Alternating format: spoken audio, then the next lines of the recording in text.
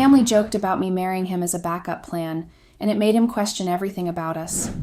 Hello, Reddit. I don't even know how to start this, but I need help. I need advice.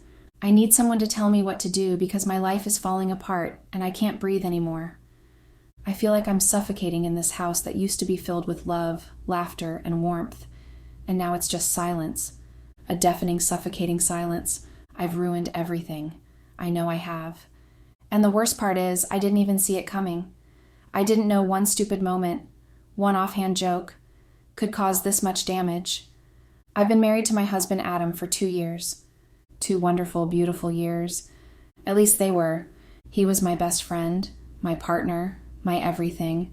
And now I don't even know if he looks at me the same way anymore. He doesn't talk to me. He doesn't touch me. He barely acknowledges I exist. I cook for him, and he doesn't eat. When I wait up for him, he doesn't come home until late. When he does, he goes straight to the guest room like I'm some stranger renting a room in his house. He doesn't even look angry anymore. He just looks empty. I've tried everything to reach him. I've cried. I've begged. I've apologized for things I don't even fully understand. But it doesn't work. He's not there anymore. The Adam I married. The man who used to hold me so tightly at night like he was afraid I'd disappear. The man who would kiss my forehead every morning before he left for work. The man who made me feel safe and loved. He's gone. And it all started because of a joke. I don't even know how to explain it without sounding ridiculous. It wasn't supposed to mean anything. It wasn't even something I said. But the moment the words left my sister's mouth, I felt it. That shift, that change in the air, the way Adam's body tensed ever so slightly, the way his smile faltered, just for a second, before he forced it back like nothing had happened. At first, I thought I was imagining it. I even tried to brush it off, laugh along like everyone else, pretend it was just harmless teasing. But I should have known better. I should have seen it in his eyes, that flicker of doubt, of hurt, of something I couldn't quite place yet. That was the moment I lost him. I just didn't know it at the time. He didn't say anything that night. He acted normal, too normal. He kissed me on the cheek before bed, just like always, but it felt different. Colder, like he was going through the motions. I remember lying awake, staring at the ceiling, telling myself it was fine, that I was overthinking, that Adam knew it was just a stupid joke. But the next day, everything changed. The way he looked at me was different, like he was seeing me for the first time, or maybe like he was seeing me for what I really was, and I didn't even know what that meant yet. I asked him if something was wrong, and he said no. I asked if he was sure, and he said yes. I tried to kiss him, and he let me, but he didn't kiss me back. I told myself maybe he was just tired. Maybe he had a bad day at work. Maybe I was imagining all of this, spiraling over nothing. But then the distance started growing. At first it was subtle. He'd work late, even when I knew he didn't have to. He stopped texting me as much during the day. He stopped reaching for my hand when we were sitting on the couch. He stopped calling me baby. He still said my name, but only my name. And that's when I knew something was wrong. Then the real silence began. I would wake up alone in our bed, finding his pillow untouched, his side of the bed cold. I would wait for him at dinner, only for him to come home hours later, mumbling something about work before disappearing into the guest room. I would try to talk to him, but he would answer in short, clipped sentences, like he was forcing himself to be civil, but couldn't muster anything more than that. It's been weeks now, and I don't even recognize my own marriage. We don't fight. We don't yell. He doesn't accuse me of anything or demand explanations. And maybe that's the worst part. He doesn't even care enough to be angry. I keep replaying that moment over and over in my head. That stupid dinner, that stupid joke, that stupid look in his eyes that I should have paid more attention to. I don't know what to do. I don't know if I should keep trying, if I should fight for this, if there's even anything left to fight for. Or maybe I should just walk away before I make things even worse. Because God help me, I think I already have. I used to think Adam was my safe place, my home, the one person in this world who would always be on my side, who would always protect me, who would always love me no matter what. And for a long time, I truly believed I loved him the same way. Maybe I still do. Maybe that's why this hurts so much, because if I really loved him, why did I let everything slip through my fingers? Adam was the best man I had ever known. I say that now not just because of guilt or regret, but because it's simply the truth. He was the kind of man people respected the second he walked into a room, not because he demanded it, but because he earned it. He wasn't loud or arrogant. He was the kind of quiet that made people listen when he spoke. He was strong without ever needing to prove it. He was also patient. God, he was so patient with me. From the very beginning, when we first met, he knew I wasn't the easiest woman to love. I had my flaws. I had my moods, my insecurities, my past that I didn't like talking about. But Adam never pushed, never pried, never judged me for the things I tried so hard to hide. He would just be there, waiting, letting me come to him when I was ready. And when I finally did, when I finally let him see the messy, broken parts of me, he never once flinched. He never made me feel small for the things I had done or the mistakes I had made. I used to tell myself that it was love, that what we had was real, that Adam was the one person in this world who truly knew me and still chose me. For 2 years, I thought we had the perfect marriage. Not perfect in the way that fairy tales make it seem, but perfect for us. We had our routines, our inside jokes, our little moments that made all the hard days feel easier. I would wake up before him every morning, make coffee the way he liked it, black, no sugar, just a splash of milk. He hated breakfast, but I always made toast or eggs anyway, just in case. He always pretended not to want it, but would end up taking a bite from my plate, and I would roll my eyes and act annoyed even though I loved it. I used to love watching him get ready for work. The way he would stand in front of the mirror, adjusting his tie with that focused expression, as if going to the office was some sort of battle he had to prepare for. Sometimes he would catch me staring and pull me close, kiss the top of my head, and tell me to behave while he was gone. And I would laugh and push him away, telling him to go before he was late. And when he came home, I was always there. Even if I was exhausted, even if I had a long day, I would still wait up for him, because I knew he worked hard, and I wanted him to come home to something warm, something good. I wasn't the perfect wife. I know that now. I had my flaws. Sometimes I was stubborn. Sometimes I was selfish. But I loved him. I took care of him. I showed him that he mattered to me in every way I knew how. I would rest my head on his chest while we watched TV, trace circles on his arm, and listen to the steady sound of his heartbeat. And I would think to myself, this is it. This is what happiness feels like. But maybe I was lying to myself this whole time, because if we were really happy, then why did a single joke shatter everything? If Adam really knew me the way I thought he did, why did he start questioning everything the moment he had a reason to? Or maybe the better question is, if I really loved him, why did I give him a reason to? It was supposed to be a normal evening. Nothing special, nothing out of the ordinary, just another casual dinner at my parents' house, the kind we had at least once a month. My parents had always been big on family time, making sure we all sat down together, had meals, laughed, and talked about life. It was one of the things I had always appreciated about them, that warmth, that closeness. It was supposed to be a good thing, and for a while it was. We were all gathered around the dining table, plates full, wine glasses clinking. My dad was talking about his golf game. My mom was fussing over whether Adam had eaten enough. My sister was laughing about some inside joke with my brother. Everything felt easy, comfortable, safe. Adam was relaxed beside me, his hand casually resting on my thigh under the table, his deep voice blending into the conversation every now and then. He had always fit in so well with my family, and they adored him. I had never once doubted that. I didn't even see it coming. It happened in a second, so fast, so casually slipped into the conversation that at first I barely even processed it.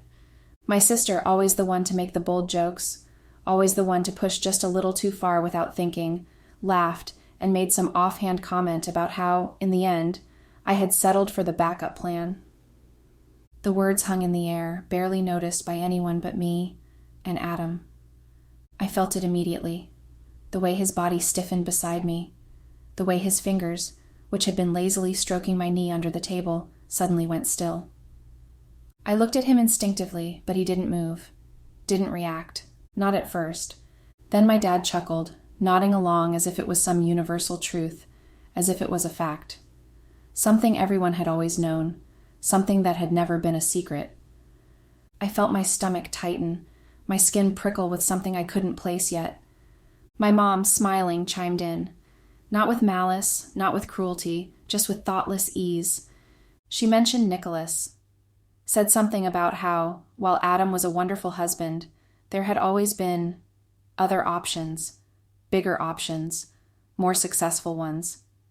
The moment she said his name, Adam finally moved. Not much, just a slight shift in his seat, a subtle tightening of his jaw. But I saw it, I knew what it meant. He didn't say anything, he just sat there. His wine glass was halfway to his lips when my sister made the joke, but he never took the sip. He just held it, frozen in place for a second longer than necessary, before setting it back down. And then he laughed. It was a low, easy sound, one that I knew wasn't real. He said something back, something light-hearted, something that matched the mood of the table, because that's who Adam was. He never liked making a scene, never liked stirring conflict, especially not in front of my family. He acted like it was nothing, like he had barely registered it at all. But I knew better. I could feel the shift. For the rest of the night, he was still himself. He still talked, still smiled, still joined in on the conversations, but something had changed. Something had cracked. His hand never returned to my thigh. He never reached for me once. And when we finally left, walking to the car in silence, I didn't know what to say. I wanted to tell him it was just a joke, that it didn't mean anything. But deep down, in the part of me that I didn't want to acknowledge, I knew that wasn't true. And I think he knew it too. That night, I felt the shift. Even after we got home, Adam was too quiet. He wasn't angry. He wasn't cold. But there was something else. Something worse. He was distant. We followed our usual routine, moving around each other in the house like normal. He went to the bedroom, changed into his sweatpants, and sat on the edge of the bed, scrolling through his phone. I washed my face, changed into one of his old t-shirts, and climbed into bed beside him, curling up close the way I always did. But he didn't pull me in. He always pulled me in, even on nights when we were tired, even on nights when we barely spoke. He would still wrap an arm around me. But tonight, he just sat there, phone in his hands, face unreadable. I should have said something then. I should have asked. But I was afraid, so I stayed quiet, pretending not to notice, pretending that the room didn't feel colder than it had ever felt before. And then, out of nowhere, he asked, "Did you settle for me?" Just like that. No warning, no lead-up, just a quiet, steady question in the dark. I let out a short laugh, brushing it off like it was nothing, like it was ridiculous. I told him my family was just being stupid, that he knew how they were, that they always said dumb things without thinking. I told him I loved him, that I had always loved him, and that was all that mattered. He didn't argue. He didn't even press me. He just gave me a long, slow look, one that lingered too long before turning off the light and lying down. I thought that was the end of it. I was so wrong. The change wasn't immediate. It was slow, subtle, but once it started, it never stopped. At first, it was little things. He would look at me differently, longer, like he was trying to figure something out, like I was a puzzle he was trying to solve. He would ask small, almost casual questions about the past, things he had never asked before, things that seemed innocent but felt off. He would mention old relationships we had never talked much about, not outright, not in an accusatory way, just little references that made my stomach clench. He would bring up things from before we were together, names, places, events that I didn't think he even remembered. And every time I would answer, I would tell him what he wanted to hear, but I could tell he wasn't really listening to my words. He was listening for something else. Then he started working late. Adam had never been the type to bring his work home with him. He was always the kind of man who would finish everything at the office so he could be present with me in the evenings. But now he would stay out longer and longer. Sometimes he would come home and go straight to bed without saying much at all. Sometimes he would eat dinner in silence, scrolling through his phone, barely acknowledging me. And other times he would sit with me like normal, like nothing had changed, but I could see it in his eyes. He was thinking about something. trying to piece something together. I told myself it was just stress, work, that I was overthinking everything, that I was making myself paranoid over nothing. Until the night I walked into the living room and saw him staring at his phone, completely still. He didn't notice me at first. He was sitting on the couch, elbows on his knees, head tilted down, eyes locked on the screen in front of him. His jaw was tight, his fingers clenched around the phone. I called his name and he barely reacted. He blinked, glanced at me, then locked his phone and put it down. I asked if everything was okay. He said yes. I asked if he was sure. He nodded and then he stood up, kissed my forehead like it was just any other night, and told me he was going to bed. It wasn't until later, when I was alone, that I picked up his phone from the table, and my entire body went cold. The screen was still open. The last call was still there. Nicholas. My hands started shaking. My chest felt tight. I stared at the name, at the minutes recorded beside it, at the time of the call. Adam had called him. I didn't know what they had talked about. I didn't know how much Nicholas had told him. But I knew, without a doubt, that everything was about to fall apart. I don't know how long Adam had been thinking about it before he finally made the call. I don't know if it was an impulse or if he had been waiting for the right moment, waiting to confirm what he already suspected. Maybe it had been eating at him since that dinner. Maybe it had been long before that, a quiet thought lurking in the back of his mind that he had never allowed himself to say out loud. But in the end, he called. He picked up the phone, dialed the number, and asked. I wasn't there when it happened. I didn't hear the conversation. I don't even know where he was when he made the call. I just know that when he came home that night, he was a different man. It must have started off casually. That's how Adam is, calm, controlled, careful with his words. He wouldn't have gone in directly, wouldn't have accused Nicholas of anything right away. No, he would have let him into it, asking the right questions, watching for the cracks, waiting for the moment where the truth would slip out. And Nicholas, being Nicholas, must have found the whole thing hilarious. I can picture it perfectly. Adam, his voice steady, maybe even friendly, saying something like, "Did anything ever happen between you and Claire before we got married?" And Nicholas, that smug, arrogant bastard, probably grinning on the other end of the line. He would have leaned back in his chair, dragging it out, making Adam wait, just for the fun of it. Because that's who he is. He loves power, he loves control, and most of all, he loves knowing something that someone else doesn't. He probably laughed before answering. Because of course he did. Something like, "Oh, she didn't tell you?" And that's all it took, and that's all it ever takes. I don't know if Adam reacted right away, or if he just sat there, gripping his phone so tightly his knuckles went white, waiting for Nicholas to keep going. And of course Nicholas kept going. He told him everything, every last disgusting detail, the hotel room, the time, the way I had called him that night, barely 24 hours before I was supposed to marry Adam, asking him to meet me. He told him how I had said it was a mistake, how I had told him it was just one last time, that I needed it before I settled down for good. And worst of all, he told him how I had cried, not out of guilt, not because I regretted it. I had cried because I knew it was the end, because I knew that once I said I do, once I walked down that aisle, Nicholas would no longer be an option, and he loved telling Adam that. I know he did. Nicholas isn't a liar. If anything, he enjoys the truth too much.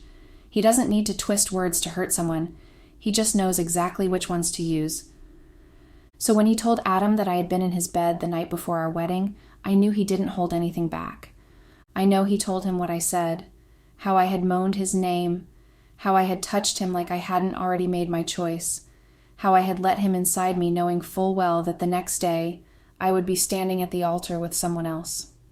I can imagine Adam sitting there, silent, unblinking, listening, taking it all in, and I can imagine Nicholas, satisfied, smug, knowing exactly what he had done, and then, just to twist the knife a little deeper, he probably said something like, "Damn, man, I really thought she would have at least told you. You deserved that much."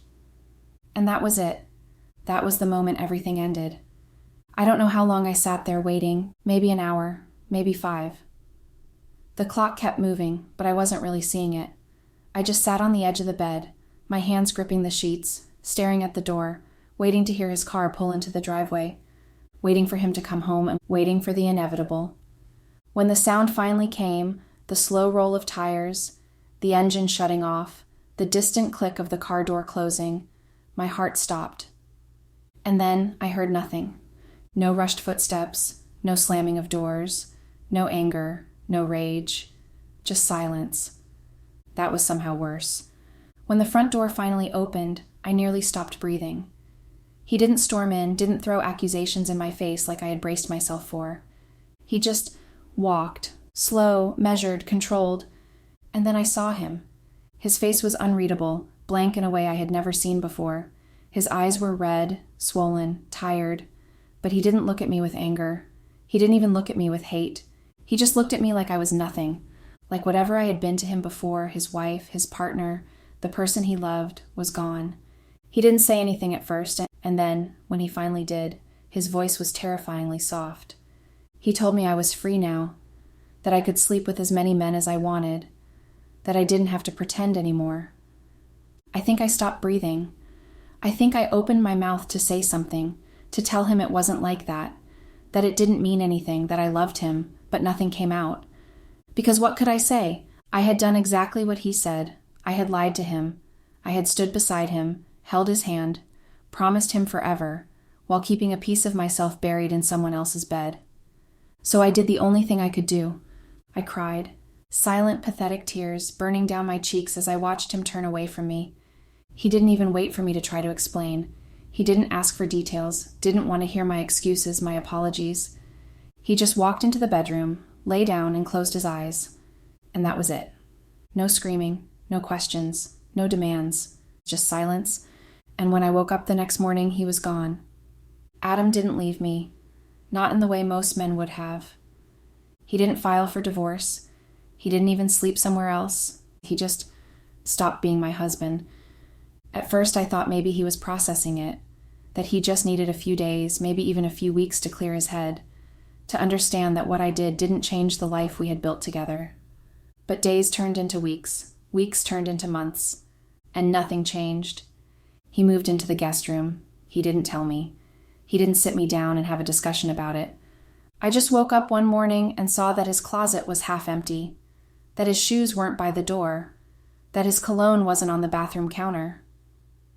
And that night, I found him asleep in the other room, like it was the most normal thing in the world. I tried. I made his coffee every morning like I always did. I cooked dinner, set the table for two, hoping he would sit down with me. I stayed up late, waiting for him to come home, hoping that maybe, just maybe, he would look at me the way he used to. But he never did. He came home late, always late, and when he did, he barely acknowledged my existence. He would go straight to his room, close the door, and lock it. He didn't eat my food, not once. I would wake up in the middle of the night and hear him moving around the kitchen, making himself a sandwich, pouring himself a drink, anything except touching what I had made for him. It was like I was a ghost in my own home. I tried talking to him. At first I asked him how his day was, if he needed anything, if he wanted to talk. He would nod, maybe say a short yes or no, but his words were empty, forced, just enough to acknowledge me without actually engaging. And then eventually, he stopped answering altogether. He never yelled, never screamed at me, never accused me of anything. But he never touched me again. He never dated. He never brought another woman into his life. He just existed, cold, detached, empty. And the worst part, I was the one who did this to him. It had been months by then, months of nothing, months of silence. And then, one night, everything changed. I knew he had been drinking before he even walked through the door. I could smell it on him. Whiskey, strong, sharp, too much of it. Adam never drank like that, not like this. He stumbled slightly as he kicked off his shoes, muttering something under his breath. His tie was loosened, the top buttons of his shirt undone. I got up immediately, stepping toward him, my heart racing. I didn't know why. I didn't know what I was expecting. I asked if he was okay, if he needed water, if he needed help getting to bed. He didn't answer. He just looked at me. And then, before I could process what was happening, he grabbed me. His hands were rough, urgent. He pulled me toward him, his breath hot against my skin. It wasn't gentle. It wasn't sweet. It was desperate. I should have stopped him. I should have said something. But I didn't. Because for the first time in months, he was touching me. He was feeling me. So I let him. I let him push me up against the wall. I let him kiss me like he hated me, like he needed to destroy something inside me. I let him drag off my clothes like I was some sex worker he paid for the night. He didn't even bother taking me to bed. He just bent me over and tore my favorite panties that he bought me. He didn't care that I wasn't well balanced and had to hold onto the walls for support before he rammed into me. It was painful because Adam never had anal sex with me before. Hell, I had never done it before too, so it was so painful. He didn't try to get me ready for anything. He just slammed into me like he wanted to just punish me. But I kept my whimpers to myself. I gave no sound of pain, just bit my lip and endured it all. Because I deserved it. I didn't mind the bruises around my arm from the way he was grabbing me too tight. I just wanted him to do that much, if it would somehow make up for the way I betrayed him. And when it was over, when I reached for him, when I tried to hold him, he pulled away. He sat on the edge of the sofa, his breathing heavy, his hands gripping the cushions like he was holding himself together. I whispered his name. He didn't answer. I touched his back, trying to soothe him, trying to reach him. He flinched, and then without a word, he got up. He pulled his clothes back on, packed a bag, and by morning he was gone again, this time for an entire month, and I don't know if he's ever coming back. Update. Hi Reddit, I don't even know why I'm writing this. Maybe because I have no one else to talk to. Maybe because I'm too much of a coward to say these words out loud to someone who knows me. To someone who might actually tell me what I already know deep down. It's been months now, and nothing has changed. Adam still won't look at me, still won't touch me, still won't speak to me beyond the necessary, the polite, the forced. He's here, but he's not really here. At first I thought it was just a phase, that maybe, after everything, he just needed time to process it all. That maybe if I was patient, if I just held on, if I proved to him that I was still the woman he married, things would go back to normal. But the longer this goes on, the more I realize there is no normal anymore. I have destroyed him. I have destroyed us. It's in the way he moves around me, so careful, so deliberate, like I'm some fragile thing he doesn't want to break further. Like any sudden movement might make him feel something, and he doesn't want to feel anything at all. It's in the way he walks past me without looking, without pausing, without hesitation. It's in the way he avoids any moment where we might accidentally touch. I know he still sleeps in the guest room. I know he still eats alone. I know he still refuses to touch the meals I cook, no matter how many times I try. But now, it's worse. Because now he doesn't even pretend anymore. Before, there was still some semblance of civility. He still nodded when I spoke to him. He still responded when I asked him about work, even if it was just one-word answers. Now, he doesn't even do that. He doesn't even look at me. He just exists in the same house, moving around me like a shadow, like a stranger, like I am nothing. And the worst part, I think I deserve it. Every single second of this hell, every single moment of pain, of suffocating in the silence, of watching him slip further and further away from me, I deserve all of it. But I don't know if I can live like this. I love him. God, I love him. And I know that makes me a hypocrite. I know that makes me selfish. But I can't lie. Not here. Not to myself. I love him. And yet maybe that's not enough. Because no matter how much I try, no matter how much I want to fix this, he won't let me. And maybe he never will. I've been thinking about leaving. Not because I don't love him. Not because I don't want to fight. But because what if I'm just making it worse? What if every day I stay, every moment I exist in this house, is just another wound for him, another reminder of what I did, of what I took from him? Maybe he'll never forgive me. Maybe he'll never love me again. Maybe the best thing I can do for him now is just disappear. But the thought of leaving, the thought of walking out of this house, of letting go of the only good thing I have ever had in my life, it makes me feel like I can't breathe. Because if I leave, it's really over. And if I stay, it means living in this endless limbo, waiting for something that might never come. So what do? Do I leave?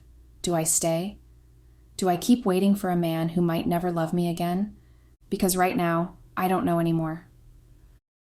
Update. Hi Reddit, and I guess this will be my final update. I don't know why I'm still here. Still hoping, still holding on to something that is already gone. But today, he finally spoke to me. Not in clipped words, not in forced politeness, not in the necessary exchanges that we've had to have over the months just to keep from feeling like we were completely losing our minds. He really spoke to me, and it wasn't what I expected.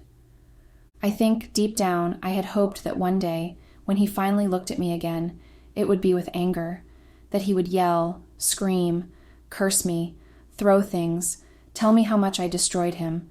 Because anger means passion, it means he still feels something. But when he finally looked at me today, really looked at me for the first time in months, his face was blank. His voice was quiet, and he told me he didn't hate me.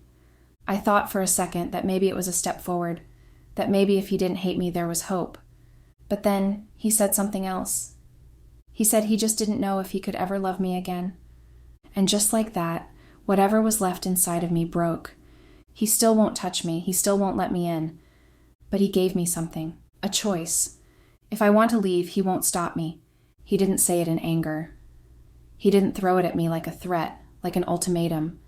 It was just the truth. If I leave, I will never see him again.